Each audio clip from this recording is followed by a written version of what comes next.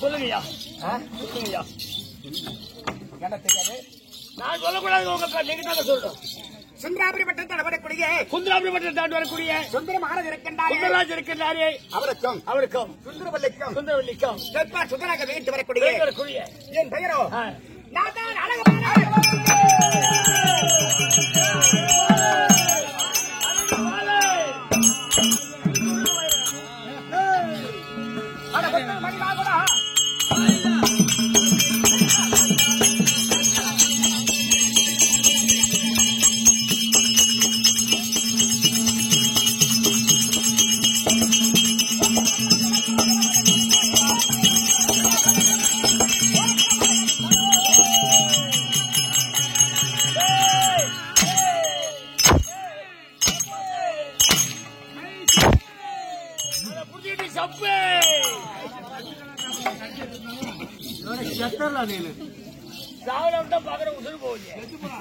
என்ன பாத்தியா? என்ன யாருன்னா ஒரு ஆளு சொத்து பார்க்க முடியுமா? முத்திரவனத்திலம் கோமேதகம் நீலமரத மாணிக்கம் என்று சொல்லப்பட்ட தங்கத்தா இழகப்பட்டபடி முடி பார்த்தால் இவ்வளவு அழகாக இருக்கிற பார்த்தாயா சும்மா காலையிலே சூரிய பகவான் பிரச்சனமாகும் போது எப்படி இருக்குதோ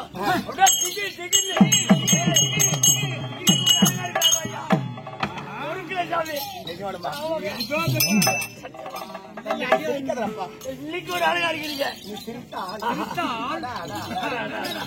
வானத்து நட்சத்திரம் எவ்வளவு அழகாக இருக்கிறதோ அது இருந்தா போச்சு. வானத்து நட்சத்திரம் அங்க இருந்து இங்க வராது. அந்த நட்சத்திரம் எவ்வளவு ஒளி கொடுக்கும் அதே மாதிரி உன்னுடைய பல்வொலிகளும் உன்னுடைய கல்வொலிகளும் அவ்வளவு அழகாக இருக்கிறது. அப்படி இருக்க தண்டத்தை அழைத்து சென்றா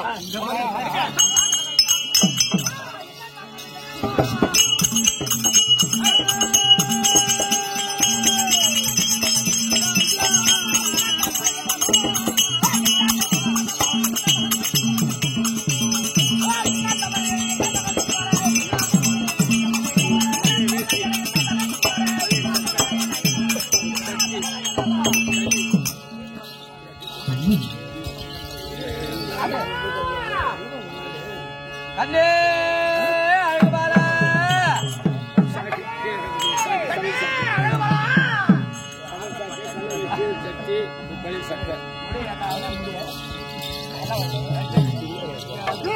மாதம் என் அண்ணையே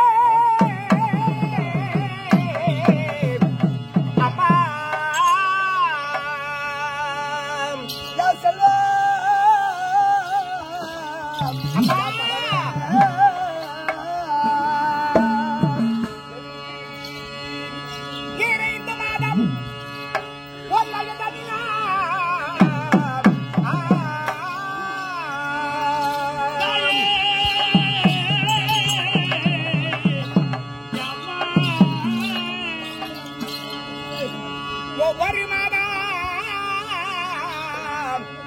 ஒவ்வொரு மாதம் நான் ஒரு கொண்டு வளர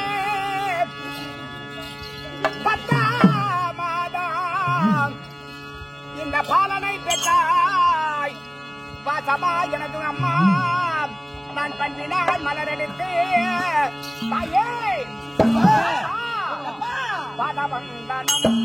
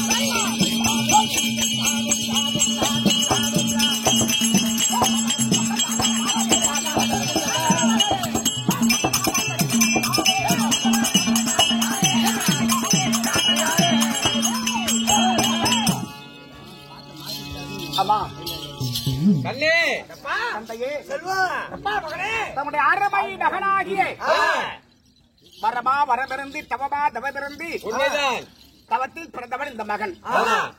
அதனால் அழகா சந்திரன் ஒளி போல் தோன்றிய காலத்தினால் எனக்கு அழக பாலகன் என்ற பெயர் வைத்திருக்கிறான். அப்போது பலவிதமான மலர்களை கொண்டு வந்து பட்டா கிடைத்து பன்னினார அபிஷேகம் செய்து ஓடி ஓடி வந்தனம் தந்தையே.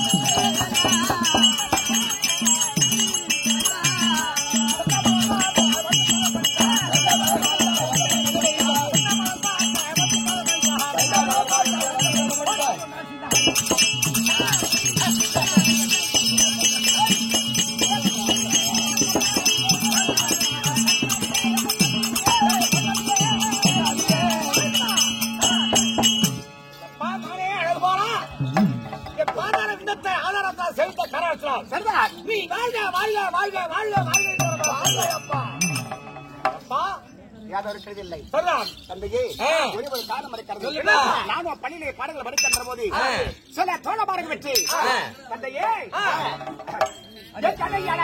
என்னமோ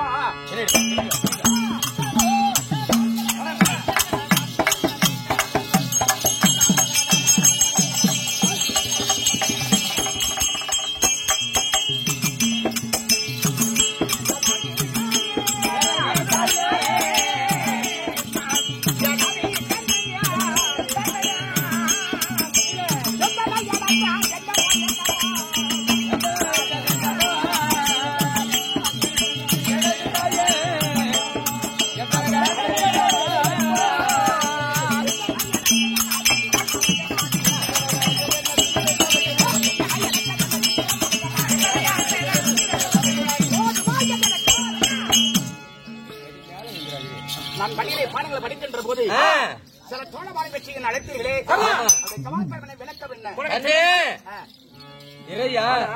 பிள்ளைய பெத்தது நாங்க, நீ நான் பெத்த பிள்ளைங்ககிட்ட ஆசையா பேச விட மாட்டேங்கிற. ஆசையா எனக்கு ஆசை இல்லையா? ஆசை இருக்கு. நம்ம 3 பேத்துக்கு ஆசை பிள்ளை. ஆமா ஆசை பிள்ளை. கண்ணே அழகுபார இந்த 300 நாள் அச்சத்திலே சுமந்து பெற்ற தாயானவள் ஒரே ஒரு வார்த்தை மகனிடத்திலே சொல்லணும். அவளோடு எதிர்பார்க்கிறப்பா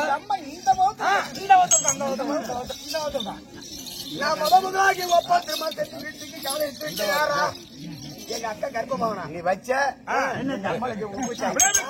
வச்சு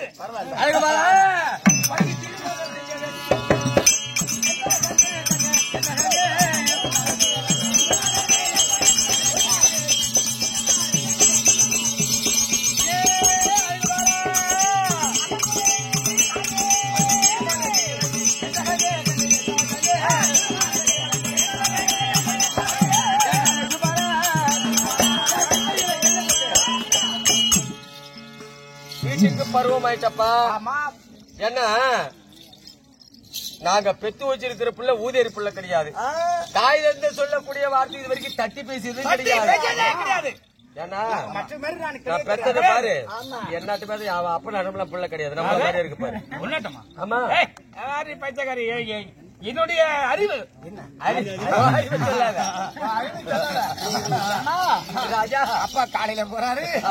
காலையில அவங்க எந்த இடமா இருந்தாலும் அது 500 ரூபா இருந்தா கூட அந்த கோட்டரை வாங்கி லவுக்குள்ள குடிக்கிறான்.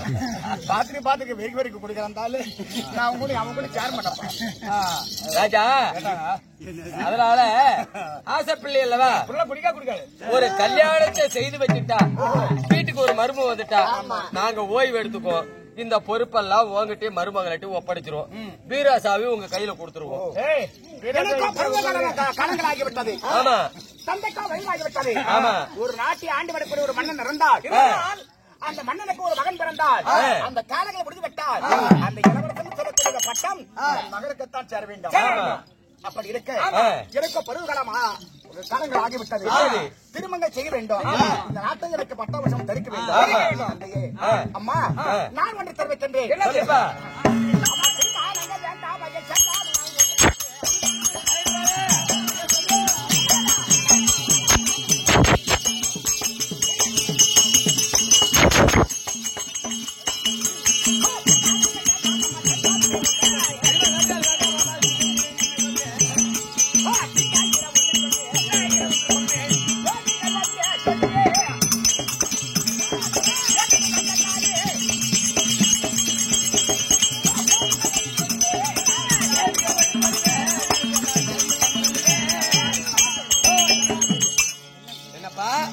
எனக்கு இப்போதைக்கு திருமணம் தேவையில்லை. ஏன்னு சொல்றோம்னா காலாகாலத்தில் உனக்கு கல்யாணத்தை செய்து வச்சுட்டு நாங்க ஓய்வு எடுக்கலாம்னு ஆசைப்படுறோம். அப்புறம் கல்யாணம் வேடாங்கிறிய என்ன செய்ய போறேன்? அம்மா நான் பள்ளியிலே பாடங்கள் படிச்சேன். என்னோட குருவாக ஆசிரியர் எவ்வளவா விழுப்புரம் எனக்கு கற்றுக் கொடுத்திருக்கிறார். சரி, அப்போது கல்யாணங்களை முடிந்து விட்டால் அந்த எண்ணங்களால எங்க செல்லும்? அங்கதான் போவோம். மனைவியுடைய பாசத்துக்குத்தான் செல்லும். குரு குருக்காக சொல்லிக் கொடுத்த அந்த வில் பயிற்சி இருக்கிறது, அதுக்கு ஞானங்கள் போகாது, அது மறந்துவிடும். அதுக்கு முன்பதாகவே காண சொல்லி அங்குள்ள மிருகம் இருக்கிறது, அதை அடம் செய்து என் வில் பயிற்சியை முடித்து பயிற்சி முடித்து அதன் பிறகு நான் வருகின்றேன். நல்ல ஒரு அழகான ஒரு பெண்ணை பார்த்து எனக்கு திருமணம் பிள்ளை அறிவுள்ள பிள்ளை. என்ன சொல்றேன் பாத்தியா? நான் படிச்சுக்கிட்டு இருக்கிறேன், வில் பயிற்சி கத்துக்கிட்டு இருக்கிறேன். அதனால எனக்கு இப்ப கல்யாணம் வேணாம். அந்த கல்யாண ஆசை எனக்கு எப்ப வருகிறதோ அப்ப அப்பா கிட்டயும் அம்மா கிட்டயும் சொல்றேன், நல்ல ஒரு பொண்ணை பார்த்து கல்யாணம் செய்து கொடுங்கிறாங்க. என்ன சொல்றேன்? அதாவது அப்படி இதெல்லாம் இல்லாமல் திருமணம் செய்து நான் சிவாத மேடையில் அமர்கின்ற போது ஒரு நாட்டை ஆண்டு வரக்கூடிய ஒரு மன்னன் எகிப்து யுத்தத்துக்கு வருகின்றான் சண்டைக்கு. அந்த சண்டை செய்யக்கூடிய யுத்தம் செய்யக்கூடிய சாமர்த்தியம் எனக்கு இருக்க வேண்டும். அதுதான் முதல்ல. அது இருந்தாதான் நாட்டை காப்பாற்ற முடியும், மக்களை காப்பாற்ற முடியும். இதெல்லாம் இல்லாமல் நான் வெறும் ஆளாக நான் நின்று கொண்டு நான் சாப்பிட்டு விட்டு மனைவியோட சந்தோஷமா இருந்தால் அங்கிருந்து கூட வரக்கூடிய மன்னர்கள் என்னையும் அடித்து போட்டுவிட்டு நாட்டையும் அவனை கைப்பற்றிக் கொள்வான். அப்போ எது முக்கியம்? அப்போ நம்ம வீரம் தான் முக்கியம். முதல்ல ஃபர்ஸ்ட், ரெண்டாவது அப்புறம் திருமணம். இப்போதைக்கு இந்த நாட்டை நீ வேற இன்னைக்கு ஒரு நாளைக்கு ஒண்ணு இருக்கிற. அதனால என்ன சொல்றேன்னா, காலத்துல வாலிபமான பிள்ளை வீட்டுல வச்சுக்கிட்டு இந்த நாட்டை நீ ஆளுங்கிற அவசியம் கிடையாது. இந்த நாட்டை மகனாகி அழுபாலனுக்கு முடிசூட்டி அழுக பாக்கி யாராஜா இன்னைக்கோ நாளைக்கு எனக்கு சொன்ன பாரு, அப்பாவுக்கு மூக்கு நவிச்சு எனக்கு சந்தேகமா இருக்குது.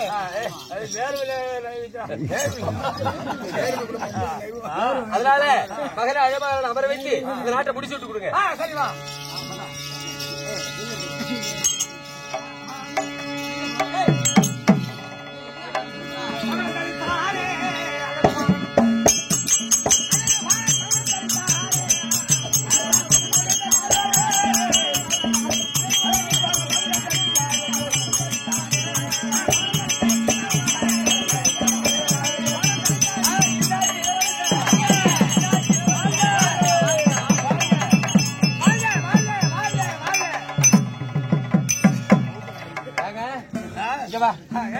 இப்ப அந்த நாடு பொறுப்பு எல்லாம் மகனிடத்தில் ஒப்படைச்சாச்சு. நம்ம எல்லாருமே உனக்கு எனக்கு இங்க வேலை கிடையாது. ஏன்னு சொன்னா மக்களுடைய இடுக்கங்களை தீர்க்க வேண்டும் என்றால் வயசான காலத்துல நீ போய் நீ காட்டுல மல்லாந்து போய் நாங்க தாலி அறுத்துட்டு புருஷன் இல்லாத நிக்க கூடாது. வாலிபமான நம்ம பிள்ளை இருக்கும் போது மக்களுடைய குறைய பிள்ளை போய் தீர்த்துட்டு வரட்டும். நம்ம வீட்டுல இருக்குமே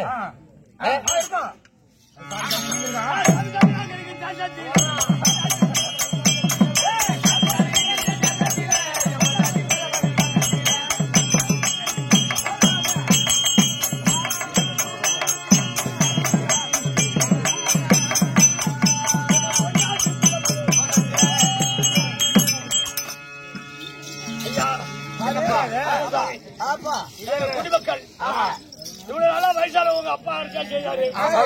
தினந்தோறும் காட்டுக்கு வேட்டைக்கு போறாரு, மிருக ஜாதிகளை வதை செய்தாரு. நாங்க வச்ச பயிர் எல்லாம் அழகா விளைஞ்சது. 2 பக்கம் நாங்க சாப்பிட்டு 1 பக்கம் உங்களுக்கு கொடுத்தோம். நீங்க வாலியமான மயில் மகாராஜா வந்தீங்க, காட்டுக்கு போறது இல்ல, வைக்கக்கூடிய பயிர் எல்லாம் அழிக்குது. நாடகத்தில் வாழக்கூடிய மிருகமெல்லாம் மதம் செய்து கொண்டிருக்கிறது. குறைக்க வழி இல்ல. நாங்க அடுத்து தேசம் போறோம். அந்நிய தேசம் போகக்கூடாது. 5 தேசம் போறோம். மக்களை இலை என்றால் மன்னன் கிடையாது. உங்களுக்கு வரக்கூடிய ஆபத்து நான் தீர்க்க வேண்டும். அம்மா கண்ணே பார்த்தீர்களா? அப்போது நாட்டில் வாழக்கூடிய மக்கள் இலக்கிய மாத்திரம் இல்ல, காலகத்தில் வாழக்கூடிய மிருகமெல்லாம் மதம் செய்கிறதா? நான் சென்று அங்குள்ள மிருகத்தை வேட்டையாடி மக்களுடைய பொறியை தீர்த்து நான் வருகின்றேன். சீக்கிரமா சாமி. ஐயா அம்மா நீங்க 2 பேரும் சும்மா இருக்காதீங்க. நான் வரதுக்குள்ளே ஏதாவது பாப்பா பாப்பா ஏய், இது ஒரு பாப்பாவோட உற்பத்தி இருக்குமா?